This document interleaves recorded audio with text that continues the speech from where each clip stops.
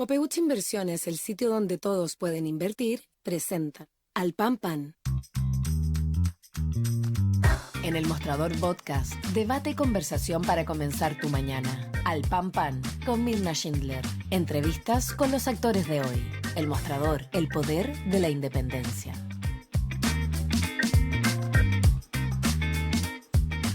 Hola, ¿cómo están ustedes? Muy buenos días. Comenzamos una nueva semana aquí en Alpanpan por el mostrador.cl. Una semana que va a estar marcada por varios hechos. Entre ellos comienza la campaña de segunda vuelta de las gobernaciones. En segundo término comienza también la discusión del presupuesto en la Cámara de Diputadas y Diputados, un tema muy importante porque ahí se define efectivamente cuánto se va a gastar y ya sabemos que el ministro Marcel ha tenido que retroceder, ¿no es cierto?, en parte de lo propuesto inicialmente para efectos del gasto en varios ítems, descartando, por supuesto, los servicios de salud, las policías de carabineros, investigaciones, gendarmería, sistema escolar, concesiones, subsidios de vivienda. Pero vamos a concentrarnos también no solo en esos aspectos, sino también en lo político, ¿no? Y de qué manera el triunfo de Donald Trump en Estados Unidos repercute en la derecha chilena. ¿Repercute o no repercute? ¿Hay alguna tentación de seguir ese camino, el camino de la confrontación, o por el contrario, tomar lo que han sido las lecciones del último proceso eleccionario que básicamente mostró que las personas votaron por la moderación? Bueno, es lo que vamos a estar conversando en el siguiente bloque con la senadora de Renovación Nacional por la región de Antofagasta, Paulina Núñez. Ahora nos vamos a concentrar entonces en dos aspectos, en lo que decía relación con el presupuesto, pero particularmente lo que llamó la atención, y es que el comandante en jefe del Ejército, Javier Iturriaga, señaló que la partida para su rama significa finalmente que hay un 23% apenas de financiamiento para los soldados profesionales. ¿Qué alcance tiene esto? Y además, ¿qué va a pasar con el caso Monsalve, que ya sabemos que va a ser prontamente formalizado según el Mercurio? Vamos a conversar de todo esto y más con el abogado ex subsecretario general de Gobierno y de Carabineros, académico de la Universidad Central, Neftalí Caravantes. Neftalí, gracias por estar con nosotros esta mañana.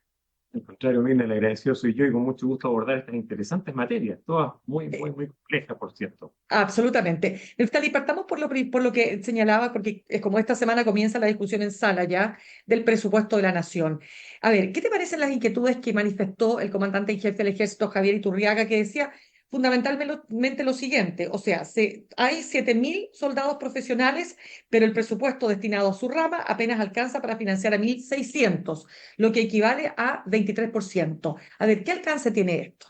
Tiene dos alcances muy claros. En primer lugar, yo diría que el ADN del general Iturriaga siempre ha sido el de un general muy responsable, sobre todo con su institución. Tiene un profundo cariño, respeto por las funciones esenciales, misionales, reitero, que tiene en este caso el ejército. Y claro, lo que ha dicho básicamente con un signo de mucha responsabilidad es que el presupuesto actual de Carabineros hoy día alcanza para financiar a 1.600, ¿no es cierto?, funcionarios, soldados, oficiales de lo que es el ejército. Por lo tanto, malamente va a poder cumplir una función más allá de ello en materia de seguridad. Yo creo que es una señal de responsabilidad lo que ha hecho. Le ha dicho a la clase política: mire, señores, yo tengo 7.000 funcionarios y ni siquiera mi presupuesto alcanza para financiar al 23%, que son 1.600. Eso significa que tienen que abocarse a las tareas permanentes, esenciales de un ejército. Ahora bien, también reitero, tiene dos componentes. El segundo componente es que él siempre ha sido partidario de no involucrar al ejército en funciones de seguridad pública, y eso me parece bien. Me parece bien que una democracia como la nuestra cuide sus instituciones y los roles y competencias donde tienen que actuar. Tienen que actuar hoy día, por cierto, en materias que son más alejadas de lo que es una misión de resguardar el territorio de la República frente a una guerra o un conflicto externo, como por ejemplo lo han hecho muy bien en funciones críticas y también lo han hecho muy bien en lo que es el resguardo de nuestras fronteras. Pero de ahí a ejercer una función dura y pura de seguridad pública como la que efectúa Carabineros y en algunos casos la Policía de Investigaciones, no me parece correcto. Yo creo que hay que seguir solamente con casos excepcionales de cometidos que haga el ejército, reitero, en materia de función y de infraestructura crítica y también en materia de resguardo de nuestras fronteras. Por lo demás, la práctica, que en un primer minuto había sido muy puesto en duda o muy criticada del accionar, ha dado buen resultado. Han habido casos, digamos, que no reflejan violaciones de derechos humanos y ha habido un buen cometido. Pero yo reitero, si tiene problemas presupuestarios y si tiene un problema de formación, el ejército no ha sido formado para materias de seguridad pública, para interactuar como policía de proximidad, policía comunitaria como lo es Carabineros, para, ¿no es cierto?, detener, actuar frente a delitos flagrantes o en materia investigativa menos. Por lo tanto, yo creo que hay que resguardar nuestras instituciones y lo que hace el general Iturriaga me parece prudente y razonable. Claro, pero la pregunta entonces es la siguiente: si hoy día no está esa disposición de las Fuerzas Armadas, ¿por qué puede ser tan complejo lo que él ha planteado? Es decir, ¿hasta dónde realmente pone en jaque la seguridad de la nación el que solo se estén financiando 23% de los soldados profesionales? Es que, Mirna, yo me haría la pregunta en sentido inverso. Aquí lo que tenemos que financiar es un aumento de planta de carabineros de la PDI y del Ministerio Público. Eso es lo que tiene que hacer nuestra clase política, eso es lo responsable. A soluciones de seguridad pública, mayor personal de seguridad pública, esa es la solución. Y no financiar, ¿no es cierto?, mayores militares para funciones que van más allá, reitero, de su obligación esencial, que es resguardar las fronteras de la patria frente a un ataque, una guerra externa. Pero por ningún motivo yo creo que tenemos que focalizarnos en aumentar el presupuesto del ejército para aumentar, ¿no es cierto?, las funciones de carácter de naturaleza en seguridad pública. Yo creo que ahí nuestra clase política se ha perdido. Todos los gobiernos que, desde que se recuperó la democracia, las primeras medidas que implementaban, ¿no es cierto?, durante sus primeros 100 días, era un aumento de planta de 1.000, 2.000 funcionarios en Carabineros y de 500 o 1.000 en la PDI. Eso es lo que tiene que haber ahora. La gente quiere ver más policía, quiere ver más carabineros en sus barrios, quiere ver más retenes, más radiopatrullas. La gente se siente segura, reitero, con la función preventiva esencial que tiene que desempeñar Carabineros de Chile y no el Ejército. Reitero, en funciones excepcionales ningún problema. Han dado resultados. Han dado resultados en nuestras fronteras, han dado resultados en lo que es el resguardo de infraestructura crítica. Pero en materia de seguridad pública tenemos que poner los recursos donde se necesitan. Y se necesita aumentar la planta de carabineros porque hoy día la gente extraña, la gente ve pocos carabineros y eso significa que aumenta la percepción de inseguridad, aumenta la comisión de delitos y aumentan también la nula capacidad o la mínima capacidad de respuesta de carabineros frente al delito flagrante. Tiene que llegar, ¿no es cierto?, ojalá lo más rápido posible para poder periciar lo que sucedió, para poder tomar detenidos, para poder, ¿no es cierto?, iniciar un juicio y una persecución penal con todos los medios probatorios del caso para poder el día de mañana meter presos a los delincuentes. Pero, reitero, por ahí creo que va la cosa.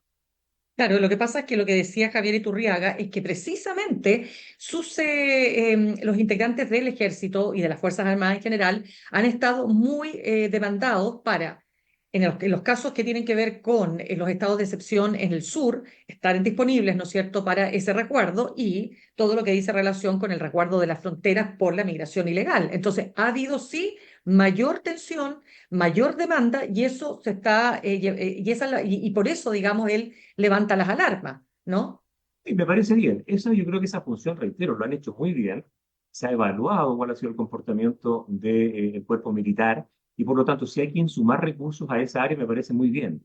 Pero creo que ir más allá, yo sería muy cuidadoso porque, entre otras cosas, implica, reitero, socavar un poco los principios del Estado de Derecho, las competencias que tienen las instituciones, las materias para las cuales han sido formados, y yo reitero, hasta ahí es bueno financiar como corresponde, en materia de infraestructura crítica, resguardo, y en materia, reitero, de lo que es el control fronterizo. Hasta ahí está perfecto, y ahí tienen que existir los recursos del caso, como señala el general. Pero más allá de ello, creo que no es sano, no es prudente para nuestra democracia. Una pregunta que quiero hacerte es pues, para cerrar el punto, Neftalí. Cuando ha habido todos estos hechos terriblemente graves que han afectado a los centros de salud, con tiroteos, con personal que ha sido agredido, etcétera, ¿no? Se ha hablado mucho de la necesidad de que, por ejemplo, esos fueran considerados puntos críticos, ¿no? Y que pudieran estar dentro de la ley de infraestructura crítica y, por lo tanto, que fueran resguardados por las Fuerzas Armadas. ¿Cómo ves tú esa posibilidad? Yo lo veo como digno de analizar, antes de, digamos, tener una postura bastante alejada, pero reitero, a partir de lo que ha pasado en el resguardo de infraestructura crítica, resguardo de fronteras, no veo con malos ojos que también pudiesen efectuar ese tipo de funciones. Ahora, aquí lo principal, lo clave es la coordinación, en este caso, a través del Ministerio del Interior y Seguridad Pública, con Carabineros, con la PDI, y que sean funcionarios, ¿no es cierto?, de las comisarías correspondientes, de los retenes correspondientes cercanos a estos centros de salud, quienes efectúen las rondas de vigilancia o los puntos fijos que se requieran. Yo reitero, pueden colaborar, por cierto, el ejército en esta materia, pero me parece que es una materia esencial, indelegable, de lo que es Carabineros en su función de policía preventiva. Son ellos los que tienen que, por lo demás, tomar las primeras medidas frente a la ocurrencia de desmanes, de actos de violencia. Por lo tanto, son ellos quienes han sido capacitados, reitero, para poder actuar en este tipo de lugares. Por lo demás, que hemos visto severamente amenazados, ¿no es cierto?, por bandas criminales que ingresan a los centros de salud con armas de fuego, con mucho poder, ¿no es cierto?, y con mucha violencia, causando el terror y muchas veces desgracias que hemos visto en televisión. Claro, pero lo que precisamente, digamos, resiente el personal de salud es que cuando llaman a carabineros se demora mucho en llegar. Y ahí puede haber una situación que puede estar incluso en el juego de la vida y la muerte, ¿no? Por eso reitero, Mirna, que me extraña cómo nuestra clase política no ha sido capaz de ponerse de acuerdo en una mini reforma tributaria para aumentar la planta, reitero, de carabineros y de la Policía de Investigaciones. Estamos haciendo agua en una materia que debiésemos estar cubiertos. Y eso es responsabilidad, reitero, de nuestra clase política y también del impulso que en este caso tiene que dar el gobierno. Quiero preguntarte, antes de pasar a lo de Monsalve, ¿qué te parece los cambios que ha habido en Interior? En particular, no hubo cambio de gabinete, pero ya sabemos, ¿no es cierto? Llegó a la subsecretaría el entonces ministro de Justicia, Luis Cordero, y sobre todo te quiero preguntar por la llegada de Carola Leitao a la subsecretaría de Prevención del Delito. Yo creo que la llegada tanto del subsecretario, en este caso ya del Interior, ex ministro de Justicia Luis Cordero, habla de que en esa posición, que es central, yo trabajé en el Ministerio del Interior 3 o 4 años, se requiere alguien que conozca el Estado por dentro, que conozca también a las instituciones policiales. Y creo que Luis Cordero reúne todos esos requisitos, es una persona de Estado. En segundo término, Carolina Leitao, en su rol de exalcaldesa de mi comuna, Peñalolén, conoce también lo que es la prevención, conoce los planes que los cuales trabajaba la Subsecretaría de Prevención del Delito. Por lo tanto, hoy día, estar al otro lado del mostrador, me parece fantástico. Tiene experiencia, tiene toda una historia, 4 o 3 periodos, ¿no es cierto?, como alcaldesa. Por lo tanto, yo creo que es gente que no tiene una curva de aprendizaje pendiente, ya sabe lo que tiene que hacer. Y por lo tanto, en esto que le queda al gobierno el año y medio, tienen que ahora caminar y trabajar 100% para bajar los índices, ¿no es cierto?, delictuales. Yo creo que son personas abonadas, son personas con criterio, que conocen el Estado, conocen la realidad, conocen cómo se mueve lamentablemente el delito y están, reitero, muy aptas para poder ejercitar una muy buena función. ¿Qué rol cumple exactamente para que las personas que nos ven hasta ahora podamos explicar, ¿no es cierto? ¿Cuál es el rol? Porque nosotros hablamos de la Subsecretaría de Prevención del Delito. ¿De qué manera una exalcaldesa puede jugar un rol, digamos, importante o determinante en esa cartera? Mira, una cosa esencial, lo hablamos en la primera parte de la entrevista, es el despliegue territorial que tiene que tener Ujú. Carabineros en los lugares de ocurrencia, ¿no es cierto?, de mayor frecuencia delictual. Yo creo que una alcaldesa tiene identificados plenamente, más encima ella en su calidad de expresidente de la Asociación de Municipalidades, que era un sentido, reclamo, tener más policías, dónde hay que enviar y dónde hay que destinar mayores funcionarios, ¿no es cierto?, de Carabineros y de la PDI a estos lugares donde hay una prevalencia, reitero, delictual. Por lo tanto, esa experiencia la tiene. Hoy día los planes que efectúa Carabineros y la Policía de Investigaciones en materia de prevención del delito tienen que ser informados semestralmente al Ministerio del Interior y a la Subsecretaría de Prevención del Delito. Por lo tanto, ya puede participar, puede opinar, puede, ¿no es cierto?, exigir mayor celeridad, puede quitar grasa de otros lugares donde tengamos comunas con menos cifras delictuales, ¿no es cierto?, con menos promedios de cifras rojas y ocupar ese personal, destinarlo a comunas que más lo necesiten. Yo creo que ella con esa experiencia, sin duda, que puede efectuar una labor muy interesante. Tiene poco tiempo, pero seamos optimistas. Reitero, conoce lo que hace la subsecretaría, que es la que aplica los planes y programas en materia de prevención situacional, delictiva, destinación de personal a nivel, ¿no es cierto?, del territorio nacional, de Carabineros y de la PD. Eso es muy importante y no podemos dejar, reitero, comunas que hoy día tienen una alta cifra delictual, un alto porcentaje de delitos de ocurrencia de los mismos, dejarlos sin los necesarios y óptimos funcionarios de las policías. Bien, vamos al tema Monsalve, porque en el caso Monsalve, que bueno, lo que decía justamente el Mercurio que dio a conocer hoy, que va a ser formalizado por los delitos que se le imputan, ¿no es cierto? Pero de momento la arista de la inteligencia no está tan avanzada, ¿no es así? Porque él se señalaba que él podría o no haber vulnerado la ley de inteligencia. ¿Cómo lo ves tú? ¿Qué pasó aquí? ¿Hubo también esa vulneración? Totalmente de acuerdo. Yo creo que aquí lo que hubo fue una dejación de lo que es el funcionamiento que tiene nuestro sistema de inteligencia, cuyo sistema nervioso central radica precisamente en este comité de inteligencia que funciona en la Subsecretaría del Interior. O sea, a todas luces este comité no operó, no dio ninguna alerta de lo que estaba sucediendo, en este caso más de un mes, ojo, desde que ocurrió el supuesto delito que se le imputa al ex subsecretario, y nadie informó al presidente de la República o a los ministros, en este caso a la ministra del Interior. Y esto habla, reitero, de una inoperancia de nuestro sistema actual de inteligencia y también de la ANI, que es como el ente coordinador, porque no se emitieron los reportes, ¿no es cierto? No se emitieron los informes periódicos de inteligencia, bien pudieron haber avisado de lo que estaba ocurriendo, y el día de hoy, lamentablemente, tampoco pareciera que son, ¿no es cierto?, un ente que pueda aportar a la resolución del caso, puedan aportar pruebas, porque, reitero, está en absoluta inoperancia y la ANI está naufragando, reitero, en inoperancia. Ahora, yo creo Pero que también, sí, sí, es que déjame hacer un doble clic ahí. ¿Qué tendría que haber hecho la ANI cuando tú dices no actuó, no operó? ¿Cómo debiera haber operado? Porque el subsecretario, aparentemente por lo que estamos viendo, ¿no es cierto? A veces decidía simplemente desplazarse sin sus escoltas. ¿Eso puede llegar a la ANI, esa información? ¿Debió haber sido, digamos, transmitida esa información por parte de quienes se supone que tienen que custodiar al subsecretario de Interior? por supuesto, mira, la información que tiene que entregar la ANI misma es básicamente reportes periódicos de qué es lo que está pasando con el personal de este caso de los ministerios que forman parte del ente gubernamental del Estado y sobre todo de la Subsecretaría del Interior. O sea, ahí la ANI debió haber informado al presidente de la República que aquí había una situación anómala que involucraba todos los hechos que hemos conocido, ¿no es cierto?, del Hotel Panamericano, el hecho de la guardia de los PPI que no acompañaron al, en este caso, subsecretario, vale decir, pudieron haber reconstituido e informado estos hechos. O sea, no es posible que una institución que está encargada de efectuar este tipo de reportes de naturaleza secreta, la autoridad, no hubiesen dicho nada. O sea, brillaron por su ausencia. Es claro que aquí hay una inoperancia, aquí hay, digamos, una falta de acción, y es por eso que hoy día hemos visto que la jefa de inteligencia de la PDI se le ha pedido, ¿no es cierto?, su desvinculación, se le ha pedido su renuncia. Por lo tanto, yo creo que aquí también se asumen responsabilidades respecto de lo que ha sido el proceder de funcionarios, por ejemplo, de carabineros que fueron a revisar cámaras, absolutamente alejado de lo que son las disposiciones de la actual ley de inteligencia. O sea, eso no puede ser. Una autoridad política no puede darle la orden a un funcionario policial, en este caso de carabineros o de la Policía de Investigaciones, para revisar cámaras, para retirar grabaciones. Eso está exento, eso está al margen de la ley de inteligencia. Solamente quien gobierna la investigación, un fiscal, puede emitir ese tipo de órdenes. Por lo tanto, aquí, por cierto, que estamos en un mar muy profundo, una profundidad abisal de lo que está haciendo en este caso el fiscal Armendari, porque no solamente está tratando de reconstituir paso a paso lo que sucedió, sino también lo que tú me preguntas, Mirna, ¿qué fue lo que sucedió con la ANI?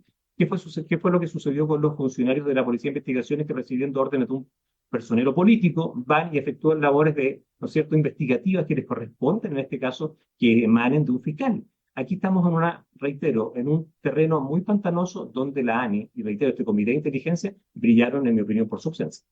Ya, a ver, pero lo que te quiero preguntar es lo siguiente. Si tenemos un subsecretario que dice que es víctima de una operación, ¿no es cierto? Que puede ser una, no sé, una emboscada, una acción destinada, ¿no es cierto?, por parte de grupos de crimen organizado, ¿no? Que dice además que no se acuerda de nada de lo que pasó, que puede haber sido tanto él víctima como la persona que lo acusa a él, ¿no es cierto?, de violación. Es decir, estamos hablando de las primeras versiones que han circulado. ¿No Sí. es así? Entonces, ¿puede él, en función de esa aprehensión, pedirle al personal de la Policía de Investigaciones que vaya a revisar en qué condiciones llegó él al hotel? En mi opinión, no. Y es muy simple. ¿Por qué? Porque no olvidemos que la inteligencia policial está, pero totalmente expresada en la actual ley, que por cierto tiene mucha deficiencia y está siendo hoy día abordada en un proyecto de ley para dictarse otra ley. Pero en la actual ley de inteligencia, hoy día la inteligencia policial tiene un marco muy estricto y la interpretación es muy simple. ¿Qué es lo que comprende? Comprende básicamente el procesamiento de la información relacionada con las actividades de personas, grupos, organizaciones, ¿no es cierto?, que de cualquier modo pudiesen afectar las condiciones del orden público y la seguridad pública interior del Estado. Nada más alejado que una imputación por delito de violación o en el supuesto caso, ¿no es cierto?, en este caso del sujeto activo, el ex subsecretario Monsalve, de una supuesta que le estaban extorsionando, ¿no es cierto? O sea, la ley de inteligencia hoy día no faculta, reitero, a estos funcionarios policiales para hacer ese tipo de diligencias, ni menos que emanen de la autoridad política. Ellos tienen que reportarle al subsecretario, pero no al subsecretario encargarle medidas investigativas. O sea, estamos con el mundo al revés. Es por eso que rápidamente Fiscal Armendariz y la Audiencia de Cautela y Garantías lo señaló con toda nitidez. Estamos investigando el accionar de personal de la PDI. Hoy día algunos ya han sido desvinculados porque han cumplido órdenes de una autoridad política y no del órgano que detenta el monopolio de la investigación, que es, reitero, los fiscales del Ministerio Público. Por lo tanto, Fíjate no, que, eso no se claro, condice con la norma actual de la ley de inteligencia. No ok. puede la autoridad política encargar medidas investigativas. Ya, mira, en una columna de opinión publicada por nuestro medio, el experto en seguridad nacional, Richard Koyunyan, decía que las organizaciones de inteligencia extranjera o las organizaciones criminales buscan precisamente altas autoridades que tienen roles en seguridad o inteligencia para extorsionarlas o derechamente transformarlas en agentes o informantes o peor aún, en personas cuyas decisiones les favorecen. Y dice, tuvimos suerte de que aparentemente eso aquí no ocurrió. ¿Hasta dónde se expuso precisamente la seguridad del país con el tema de lo ocurrido con Monsalve? Mira, yo creo que aquí hay dos puntos que son dos planos distintos. En primero se expuso, por cierto, el subsecretario y también parte de la seguridad pública al haber, cosa que también está en investigación, al haber la guardia de protección, ¿no es cierto?, de personal, en este caso de PPI, haberlo dejado solo, ¿no es cierto?, en el centro de Santiago durante 2 o 3 horas el día de los hechos. Eso no puede ocurrir y está en investigación. Me parece que dificulta enormemente que esto haya sido de esa forma, porque lo que debe haber ocurrido es que se informó al mando, a la moneda, a la brigada presidencial, y una guardia perimetral debe haber resguardado los desplazamientos del subsecretario. Dificulto, reitero, no imagino que la cuarta autoridad en importancia del país hubiese quedado sin protección. Ahora, lo que señala el analista que tú me comentas, yo creo que estamos muy alejados. O sea, en Chile, prueba de ello, puede andar un subsecretario sin que lo salten a las altas horas de la noche, en un taxi. Por lo tanto, yo creo que ahí hay que ser cautos, tenemos que dejar que la investigación avance, pero sin duda que aquí se han cometido errores y por eso una jefa de inteligencia ha, ¿no es cierto?, dejado su cargo. Ahora, muchas veces también se está culpando, otras voces han culpado en este caso al director de la PDI. Si es que también Exacto. tendrá, ¿no es cierto?, alguna culpa de haberle informado en este caso a la ministra Toá respecto a lo que estaba sucediendo. En mi opinión, hay leyes que amparan el actuar del director Serna. Primero, porque si uno analiza la ley de inteligencia, ¿no es cierto?, a poco andar va a poder constatar que uno de los propósitos es producir inteligencia para la autoridad de recolección de información. Por lo tanto, se condice con eso informarle que el subsecretario ha sido denunciado.